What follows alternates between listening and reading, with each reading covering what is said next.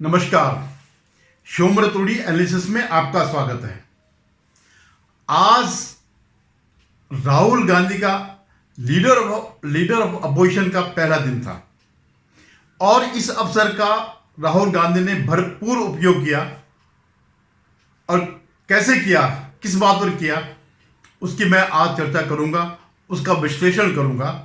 इससे पहले पुनः एक बार और फिर मेरा निवेदन है कि आप मेरे इस चैनल को सब्सक्राइब कीजिएगा, शेयर कीजिएगा और वीडियो पर अपनी राय जरूर व्यक्त करिएगा, कमेंट करिएगा कि मेरी बात में कहाँ तक सच्चाई है, कहाँ गलत है। धन्यवाद। तो मैं कह रहा था कि आज राहुल गांधी का लीडर ऑफ अपोजिशन पार्टी का पहला अवसर था लोकसभा में भाषण देने का। इससे पहले वो कई बार सांसद रह चुके हैं, लेकिन तब उनका वो कुछ भी बोलते रहे, उसका इतना इफेक्ट नहीं था। इस बात को मजाक के रूप में ही लिया जाता। लेकिन आज राहुल गांधी को पता था कि ये अटेंशन वाला मौका है, केवल राष्ट्रीय स्तर पर ही नहीं, अंतर्राष्ट्रीय स्तर पर भी इस बात का नोटिस लिया जाएगा। और उन्होंने इस बात का भरपूर उपयोग किया। उनकी जितनी राजनीति आज तक उनकी जो राजनीति चली आ रही है, जिस विषय को लेकर चली आ रही है, उस पर ही उन्होंने अपना ध्यान फोकस रखा। तो उनकी राजनीति क्या है? हिंदुओं को अपमानित करने की, सनातन धर्म के खिलाफ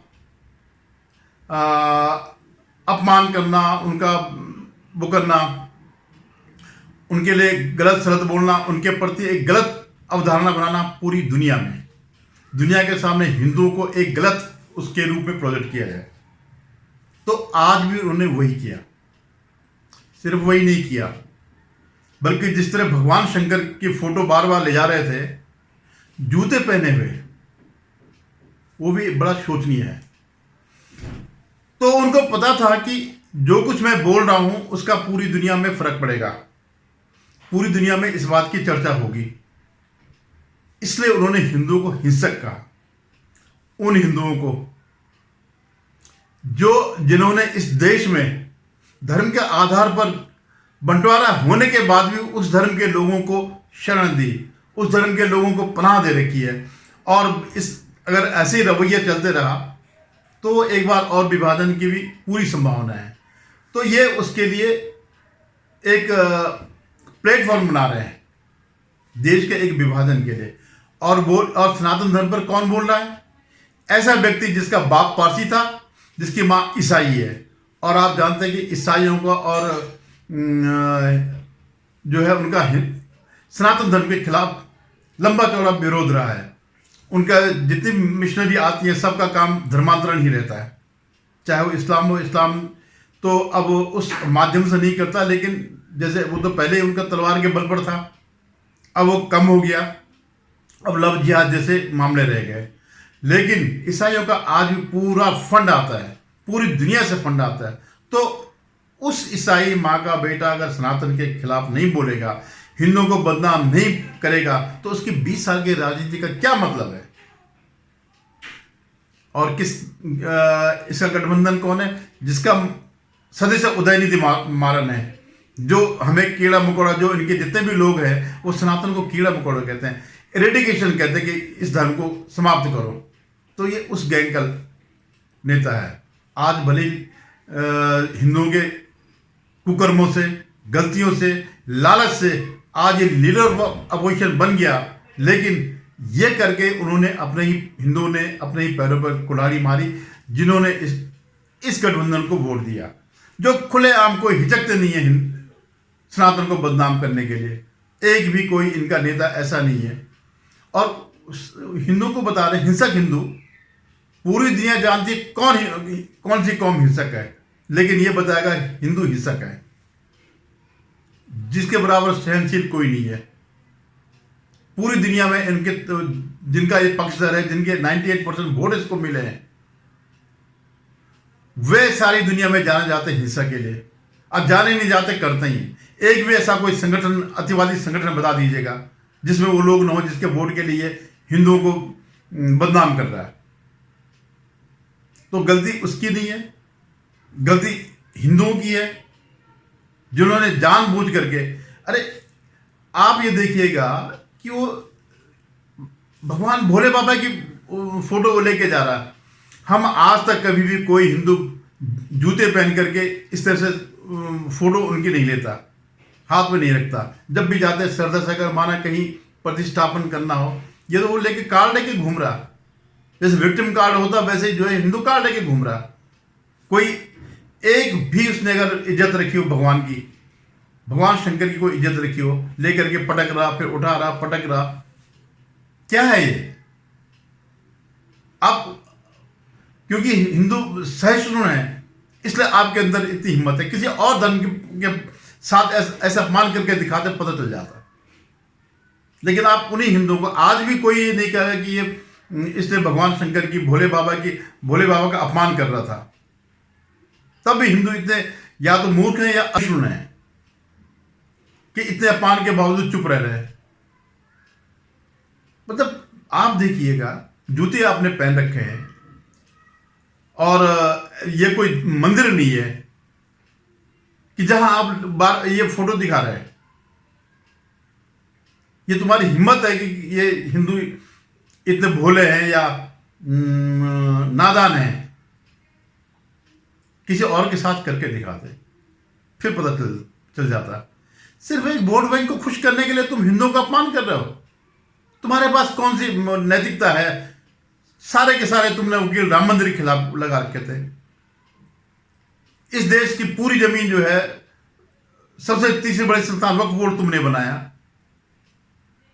है, मंदिरों को लूट तुम रहे हो और हिंदुओं को हिंसक बता रहे हो।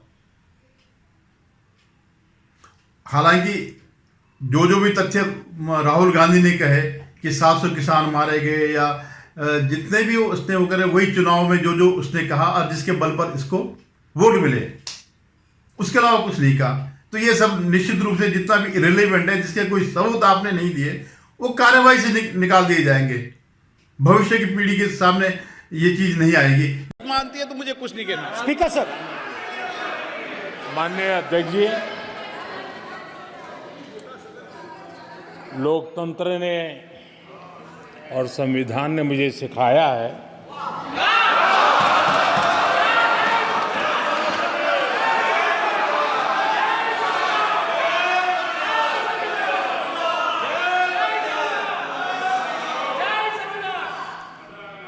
कि मुझे विपक्ष के नेता को गंभीरता से लेना चाहिए।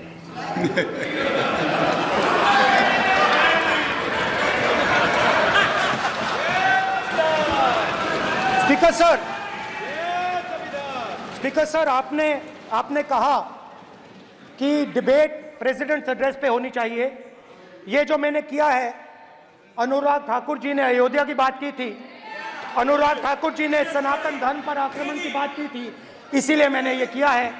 मैं दिखाना चाहता हूं कि अयोध्या में क्या हुआ, अयोध्या की सच्चाई क्या थी।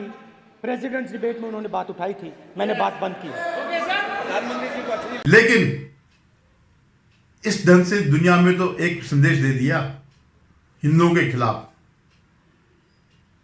और उसने सही कहा, इससे पहले ही जो है अनुराग ठाकुर ने, कि ये कौन लोग हैं? ये वही लोग हैं जो उदयनिधि मारन वाले हैं कि हम इरेडिकेट कर देंगे हिंदुओं को, इस सनातन धर्म को इरेडिकेट होना चाहिए। या ये जो है, जो इनके नेता कहते हैं कीड़े मकोड़े और डेंगू और मच्छर है। तो तुम्हारा साहस बड़ा है उन हिंदुओं की वजह से जिन्होंने तुम्हें वोट दिए, इसलिए तुम्हारा साहस बड़ा है हिंदुओं को अपमानित करना, हिंदुओं के देवी देवताओं को अपमानित करना। जिस ढंग से तुम भगवान शिव की तस्वीर दिखा रहे थे, उसका मिसयूज कर रहे थे, जूते चप्पल पहने, बगैर नहाए धोए, बगैर कोई आराधना किए हुए रखा हुआ वहां पर एक कार्ड की तरह, ये उठा के ये दिखा रहे हो, तब भी कहते हिंदू हिंसक है।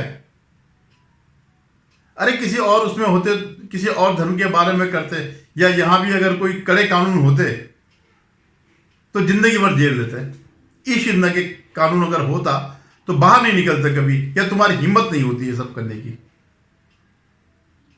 ठीक है, झूठ तुम बोलते रहो, वो सब संसद की कार्यवाही से निकाल दिया जाएगा। 20-25 साल से जितने दिन तुम्हारी राजनीति है, सिर्फ झूठ की राजनीति चल रही है। लेकिन कम से कम हिंदुओं का और सनातन धर्म का अपमान तो मत करो।